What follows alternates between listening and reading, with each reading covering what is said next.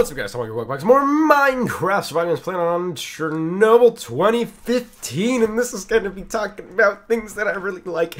Oh, I'm so excited. I love this topic. So as you can tell by the video, this is going to be talking about time travel. Time travel is one of my coolest things that I can think about, because there's so many different forms of it that people have thought of, and then things, and it's awesome. It's awesome, okay? We're going to go ahead and get right on into this, and I'm going to separate this. Oops, I hit the microphone because I'm so excited. So there's two main types of time travel, right? There is the multiverse theory, and then there's the kind of one universe theory kind of thing. So we're going to start with the more boring one, well, I guess they're both kind of cool, but we're going to talk about the one universe kind of theory of time travel to be first. So, assuming that we can manage to create a device that allows us to travel backwards and forwards through time, but we can you know, go around and explore different time periods. Now, the idea of having one universe is, if you were to go back in time and you were to, let's say, kill your grandmother, you wouldn't be able to do it because to kill your grandmother, it basically creates a paradox, right? If you were to kill your grandmother, then you wouldn't exist because your grandmother, well, assuming you're killing your grandmother before your father or your mother was conceived. Anyway, or was given birth to. Anyway, so if you were to do that, it wouldn't work because of the fact that, you know, you wouldn't exist because the person who is your father or your mother wouldn't exist because you killed your grandmother before. It kind of creates a paradox, you know what I'm saying? Like, if you were to kill your grandmother, you wouldn't exist, but then you wouldn't be able to kill your grandmother if you didn't exist. It kind of goes back and forth indefinitely. That's pretty much what that is, and yeah.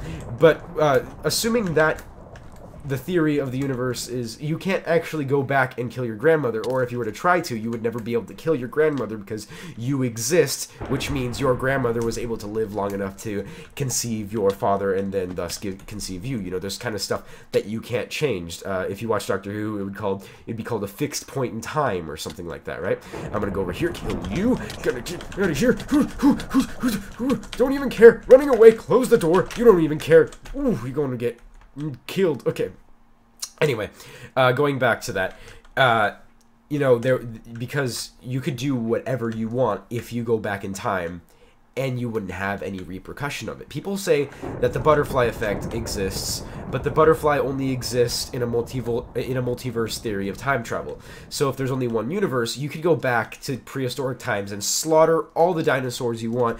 You could kill all the people you want, but all these times of things you can do, they won't affect the present at all because you were in the present and you were able to experience those things. So, like, let's say, you know, there's actually two aspects to this sort of thing. If you were to, you know, you think, okay, George Washington was the president, right? You couldn't go back in time and prevent George Washington from being the president. Or, this is kind of cool, if you were able to do that, someone already did it. So, up until this point in time right now, let's say someone invented a time machine. There's so much stuff that I could talk about. I could talk about this for days. So let's say someone invented a time machine and went back to make sure that George Washington ended up being the president. You know, let's say some other guy would have been the first president if someone didn't go back right now and make sure he's president. So up until this instant right now where I'm speaking, in my head, I thought that the other person, you know, in all of my literature books, oh, something just got plugged into my computer, in all these literature books and all these, you know, history books, blah, blah, blah, blah, saying that George Washington was the president, that didn't exist until the person who went back in time to change it so it did exist until this very last second. Basically, my ideas of what history are can be changed the instant someone goes back in time, because when they went back in time to change it, that already happened, so everything that I know now can be a result of that. Basically, if you were to go back and change anything, when you come back, people wouldn't know that you changed anything because they already know, they were kind of risen that it was fact. So, you know, if like, let's say I wanted to go back and kill Hitler, if I could, you know, I invented a time machine right now, and someone else's life who has no idea that I invented a time machine or anything, or even if they did know I invented a time machine, well, that kind of arises more stuff. But let's say they didn't know I had a time machine. I go back and kill Hitler. Then, in history books, there would be me saying, you know, being able to kill that person. But then again, as I'm growing up, I see that person in the history books, and that would be me. I'm just like, at some point, I'm going to go back in time and do this. Because, you know, there's the one universe theory. Everything that I already saw has already happened. Blah, blah, blah, blah, blah. I'm going to start talking about... Ooh, this is bad. This is bad. Okay, gonna just dodge arrows and stuff. Ooh, going away. Okay, and then, you know, going to the future, obviously you're able to change whatever the thing is. Because, you know, you haven't experienced that yet. Anyway... Flipping over to the multiverse theory of time travel, which is my personal favorite theory or idea of how time travel is supposed to work, is if you were to go back and kill your grandmother, you would create a timeline in which you don't exist. But the thing is, in another universe, you do exist, so that paradox doesn't happen. Basically, there's timeline A, where you didn't go back and kill your grandmother, and you exist. And you, from timeline A, go back in timeline A to change it and make it so you killed your grandmother, therefore, you know, one of your parents didn't exist, and you don't exist after that. And basically, you're creating timeline B, where that's changed, but you from timeline A have entered timeline B, and you change things. Okay, please give me some more stuff. I need food. Okay. I need to run. I need to run. Oh, run away. I'm gonna die. Okay. Continuing on. So that there's different theories of how time travel works, and you know, the different universe theory is, you know, you could change whatever you want, and it'll stay changed because it creates a new universe where that's a thing. Now, one of my personal favorite movies of all time, I'm dead. One of my favorite movies that I've ever seen is Primer. Mostly because of the fact that I have no idea. Oops, gotta get out of there. I don't understand. Like, if you were to go watch, it's on Netflix. If you want to go see it, if you want to see Primer, it's a movie about how these guys discover time travel on accident, kind of like how people would discover things in the real world, as opposed to, you know, it's like, I made this machine, time travel, blah, blah, blah, blah. They accidentally discover it, and then it shows them figuring out how it works and whatnot. But I'm going to skip the boring stuff to explain how this machine of time travel works. It goes off of the multiverse theory of time travel. At least you find that out later on in the movie, and how they could change things, and it doesn't matter. But anyway, so there's this thing, we're going to call it the box. That's what they call it in the movie too. The box allows you to travel in time. So what you do is, this is kind of confusing, so it just you might want to, like, get a piece of paper and write this down, or you could Google how the time travel works. You have the box, and you put it into like a safety deposit room. Like, you know, it's one of those rooms, it's kind of like a garage, and you go in, and it's kind of like, I don't know, 10 feet by 10 feet by 10 feet, and it's cool. You know, you can put whatever you want in there. So what you do is you flick on the switch to turn it on with a 5-minute delay. So what you do is you turn it on, you flick the button with the 5-minute delay, and then 5 minutes the box will turn on. And the reason you're setting this, you're not going to understand why I'm saying this right now unless you've seen the movie. You're flicking it on with a 5-second delay because you don't want to run into your double. Now, you listening to me this right now, you're like, what the hell are you talking about, Tomahawk? You have that doesn't make any sense. Don't worry. It'll make sense in a second. So basically, what you do is, you know, you leave the place as fast as you can. You got 5 minutes to get the hell out of there, and so in 5 minutes later, the box turns on. And what you do is you want to leave the box on for a total of you want to leave the box on depending on how long you want to go back, or how long you want to have to go look up at stocks or anything. So let's just say you set the box to stay on for 5 hours. Okay, so 5 hours. In these 5 hours, you go to a secluded location. Make sure you have no access to phones or anything. You know, leave your cell phone at home because you don't want to affect yourself. Also, I'm going to die. There's pretty much no chance of me living there. Anyway, you want to make sure that you don't have access, you don't have contact with any personal person you know. You want to ensure this because, like, let's say if you have your phone with you, there's going to be 2 of you existing at the same time, and you don't want it's just too much variance, you know, whatever. So you go to your secluded location, let's say a hotel room, and you look up stock information for throughout those 5 hours. You figure out which stocks are going to go really high, or you know, let's just not do stocks. You figure out what winning lotto numbers are going to win that day, and assuming no one else already picked those numbers, you know, it's like a $50 million and no one won. So you figure out what those numbers are. And then once those 5 hours are up, or like once those 5 hours are close to being up, you head back to the box, and as soon as the box turns off after those 5 hour mark, you go in there, and you stay in the box for however long you left the box on. You have to stay in the box for that amount of time that you were in there, or for the amount of time that you were the box was on, because you're trying to go back to the point in which the box was just turned on. So if you want to leave the box on for 5 hours, you have to stay in the box for 5 hours, because you're passing time going backwards by staying in the box. So, you're in the box for your 5 hours, you take some sleeping pills, whatever, and you come out right when the box first turned on. That's why you set that 5-minute timer, so you didn't run into your double, because that interaction might have some inadvertent effects that can screw with the universe, whatever. So you come out when you first started, when the box first turned on, and then you go out and buy the lotto ticket with those numbers that you have in your head or you wrote down, and you go and win the lottery. And the reason why this goes off of the multiverse theory of time travel is because of the fact that when you went the first time, so when you in those 5 hours that you had to go look up the winning lotto information, no one actually won the lottery. Those numbers were just like, yep, these were the numbers that were chosen. No one won, whatever. Oh my goodness, what is going on? Why am I being attacked? From the very beginning of the game. This is very scary. Okay. Anyway, am I still being chased? No, I'm not. Okay. So because of the fact that no one won those lotto tickets, but then you went back and then won them, means you're in a parallel universe where it's a different timeline. Okay. I'm pretty sure I'm disguised. I don't know what's going on right now. Whatever. Okay, so I'm just trying to get this game. Give me 2 seconds to get myself situated in game, and then I will continue talking about time travel because it's super awesome. There's a person. You're gonna die. Get out of here. Oh, why is I can't hit this person? I can't. What? That was stupid. That was really stupid. Whatever. So then you basically you go back in a circle. Then you go and you win the lottery. But for those 5 hours that the box is on, there's two of you. There's the person who went out and got that information, and then there's the person who's in the box. So until the box turns off, there's two of you, and then after that, the double will fix itself because person A becomes person B, and then person B continues on living their life. But it's two separate timelines, whatever.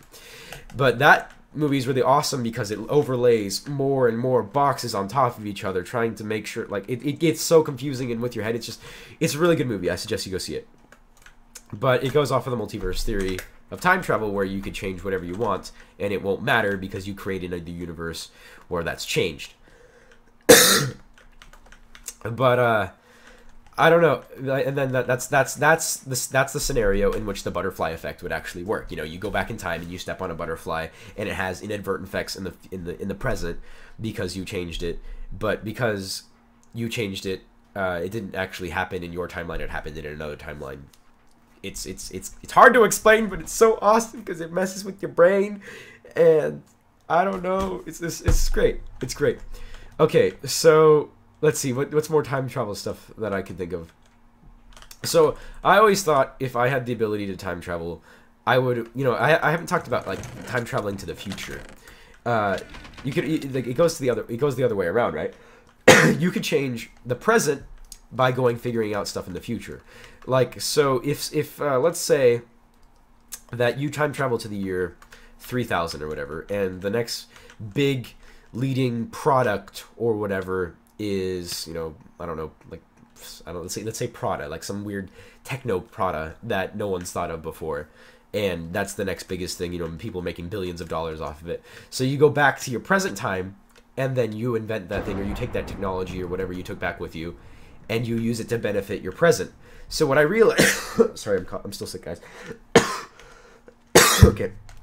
So what you could do is you could go an infinite amount of time in the future where technology is so advanced and life is perfect. You can take that technology with you back to... This is going back to, the multiverse theory, because obviously with the one universe theory, technically speaking, you were the person who invented it, blah, blah, blah, blah, whatever. I don't like that theory, obviously, the one universe. Multiverse is more fun. Okay, so you take that technology back with you to your present time, and you use it to benefit mankind. Could you imagine, in the future, they do, comes a cure for cancer, okay? And with this cure, you know, it takes people, let's say, 100,000 years to figure out how to actually cure it. You know, it plagues humanity until they finally discover how it is. And you time travel to that point in time, and you take that cure, and you go back to your time, and you think, thank you, I got this cure, everyone can benefit.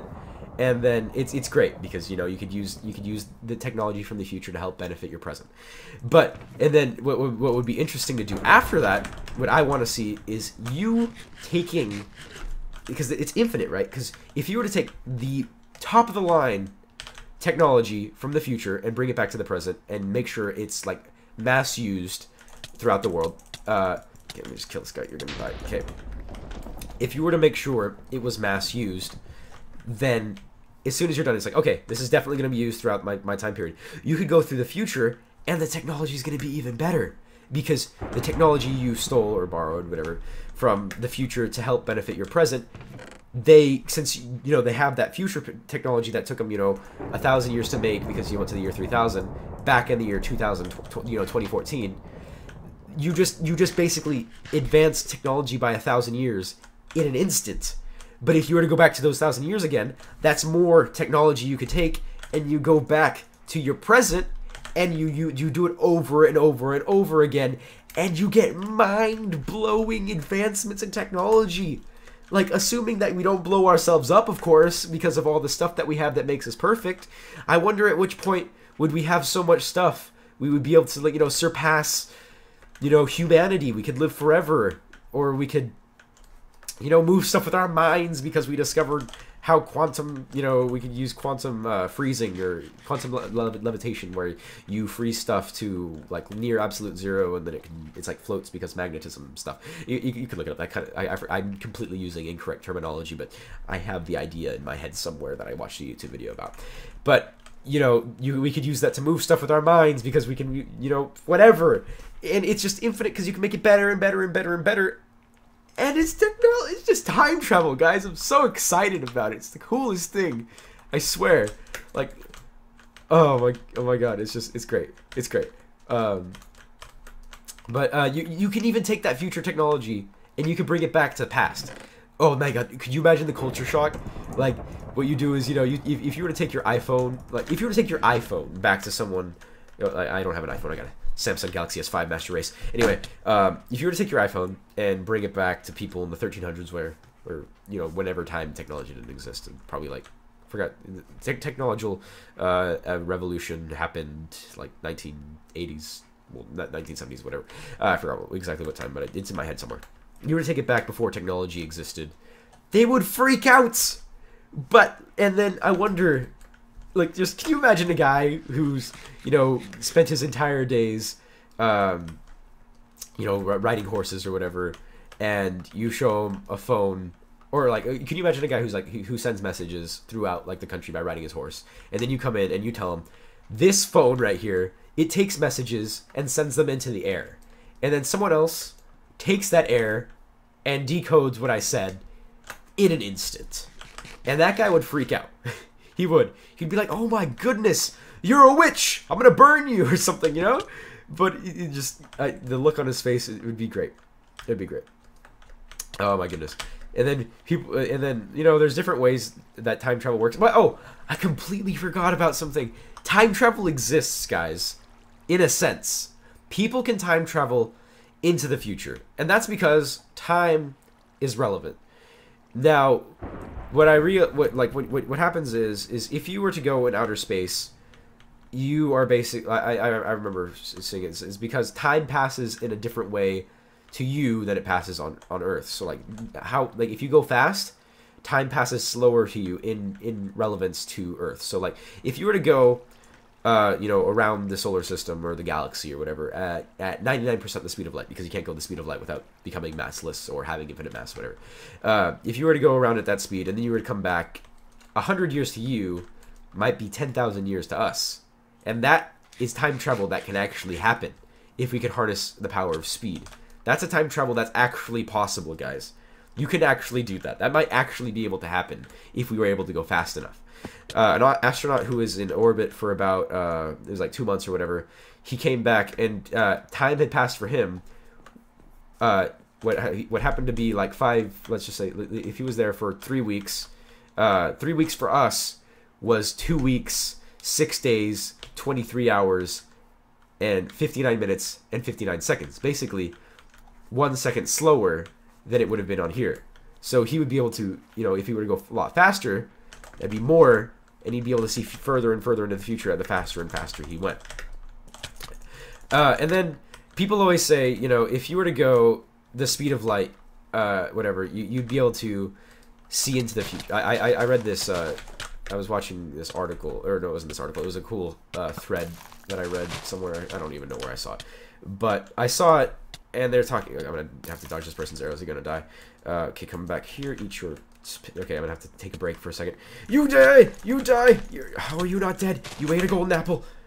Oh my goodness. Ah, damn it. Okay.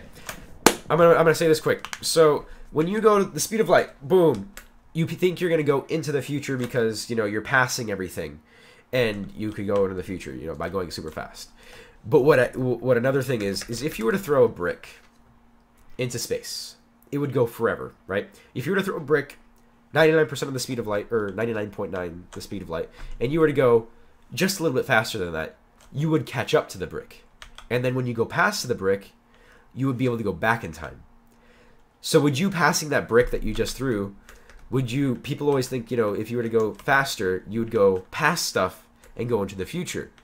But really what you're doing is if you pass light, if you were able to do that, you know, assuming you can travel faster than the speed of light, you're actually catching up to light that existed before. And you would be able to see, you'd be traveling into the past as opposed to the future.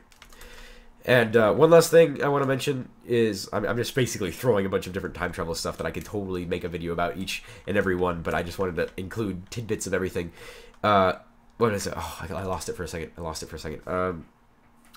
Right, so if you were to look up into the sky, you're seeing into the past. That's because the light from the stars you're seeing is millions of years old because it took that long to get here. So if you were to teleport, I've talked about this before, if you were to teleport out 50 million light years into the sky, you know, out of there, and you had a telescope powerful enough to look at Earth, you'd be looking at Earth from 50 million years ago. You would basically, let's just say, this is just for fun. Like, this is just to strike some controversy in the comments, just because I can. If you were to go, how old is I forget how long, they say that in the Bible, you know, it says that the Earth's like 3,000 years old.